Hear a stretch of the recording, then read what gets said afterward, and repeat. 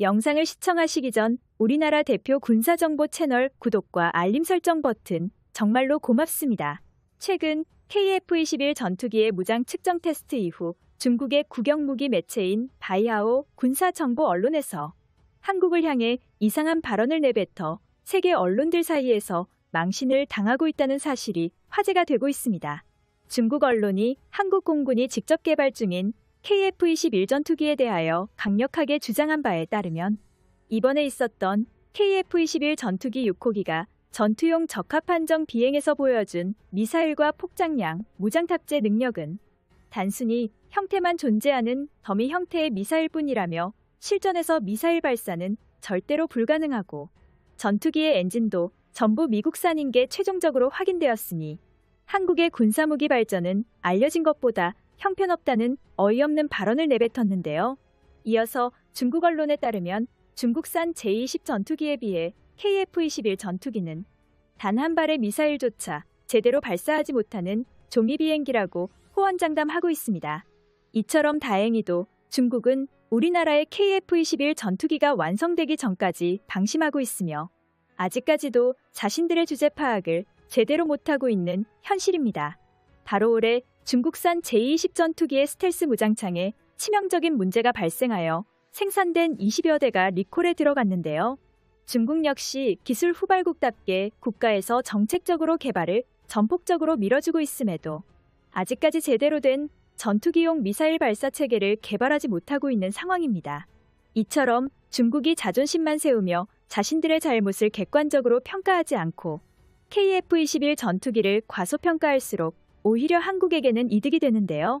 한국항공우주산업의 새로운 보고서에 따르면 전투용 적합한정 비행에 이어서 넥스트 비행에 앞서 미사일을 장착할 하드포인트에 대한 광역 데이터베이스를 차례대로 확보하고 있다고 밝혔습니다.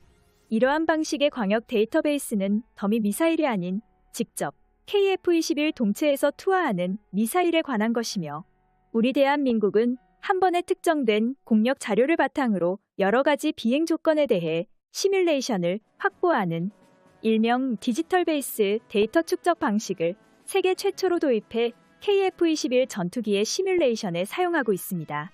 특히 탑건처럼 비행 특성에 따라 높은 바듬각 혹은 낮은 바듬각 그리고 다양한 속도로 비행하는 상황에 맞는 무장분리 각도에 대해 여러 가지 발사 테스트를 진행하고 있는 게 확인되었습니다. 이러한 테스트와 시뮬레이션을 통해 전투기의 운용 상태에 따라 무장에 대한 최적의 분리 상태를 산출할 수 있게 됩니다. 현재 KF-21의 자유회전 하드포인트 최적화에 대한 풍동 데이터 보전과 무장 분리 데이터 안정성 제어 풍동 시험을 차례대로 완료했다고 합니다. 이 모든 것을 관리하는 한국항공우주산업은 독립 엔지니어링 연구 테스트를 전문으로 구축하는 데 성공했으며 FA-50 공격기는 물론 LAH 공격 헬기에 관한 연구 테스트 업무도 동시에 수행했다고 합니다. 실제로 KF-21은 한참 넥스트 비행 테스트를 진행 중인데 향후 있을 KF-21의 본격적인 무장 테스트와 관련 개발을 위한 풍동 테스트를 전투용 적합한정 비행과 함께 병행하여 진행하고 있다고 합니다. 한국 공군에 따르면 새로운 항공무기 체계가 다양하게 개발되고 있어 기존의 KGB 무장도 개조되어 유도무기화되는 실정으로 하나의 항공기에 탑재되는 무기체계의 종류 및 조합이 지속적으로 증가되는 추세입니다. KF-21 시제기의 비행 테스트 중 무장투하 테스트 준비 단계인 KF-21 무장투하에 대한 미사일 풍동 테스트를 진행 중에 있고 이 미사일 무장 풍동 테스트는 KF-21 전투기가 무기를 운용함에 있어서 전투기의 안전을 보장하게 해줄 중요한 테스트입니다. 항공기에 탑재된 외부 무장은 필요시 투하되기 위해서 무엇보다도 먼저 안전한 분리가 이루어져야 합니다. 항공기에 탑재하는 탑재물의 다양하고 복잡한 조합으로 장착된 폭탄 및 미사일 등의 탑재물이 본래의 목적에 많은 성능을 발휘하기 위해서는 무엇보다도 항공기로부터 탑재되는 무기들이 안전하게 분리되는지를 검증하는 무장분리 문제가 해결되어야 합니다. 그만큼 항공기가 임무를 수행함에 있어서 항공기 안전의 필수인 테스트입니다. KF-21 전투기의 하드포인트에는 사거리만 200km가 넘는 장거리 공대공 미사일을 비롯해 국산 공대지 공대한 무장을 장착할 수 있는 데다가 최대 무장 탑재량도 무려 77톤이며 이 정도 수준은 F-35를 상회하는 수치입니다. 또한 현대시대 공중전에서 최신 전투기는 자체 제작된 엔진이 있냐 없느냐로 나눌 정도로 첨단 전투기의 새로운 척도 핵심 바탕이 되고 있습니다. KF-21은 기존 국산 항공기들과는 다르게 국산 램제트 엔진 2개를 개발하고 있는데요.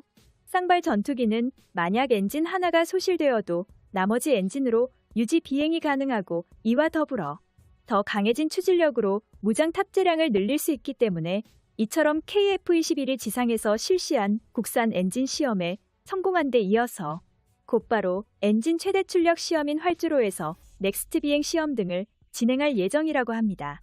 이어서 차세대 전투기는 어떤 스텔스 소재가 들어갔는지에 따라 전투기 성능이 좌지우지된다고 해도 과언이 아닌데요.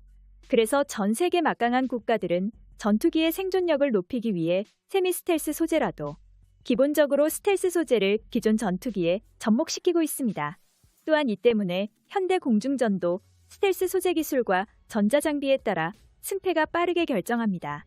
그런데 이번에 넥스트 비행 계획이 언론에 공개되면서 그동안 있었던 개발 불안이라는 모든 불신도 떨쳐버렸는데요. 실전 배치가 시작되면 해외 수출도 가능할 것이라고 군사 전문가들은 내다보고 있습니다. 이 때문에 현재 KF-21을 구매할 나라들이 극비리에 우리 정부와 계약을 타진하고 있다는 소식이 있을 정도인데요.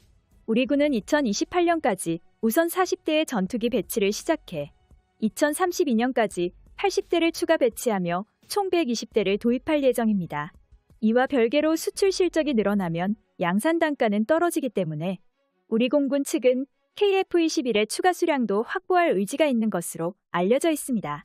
이후에 KF-21은 앞으로 4년 동안 2200회 차례에 걸쳐 시험 비행 진행을 통해 2026년 개발을 완료한 뒤 성능 개선을 한 후에 블록2와 블록3를 거쳐 최종적으로 2032년까지 총 120대가 군에 도입될 계획입니다. 최대 400대 이상의 KF-21 전투기가 도입될 것으로 추측되는데요.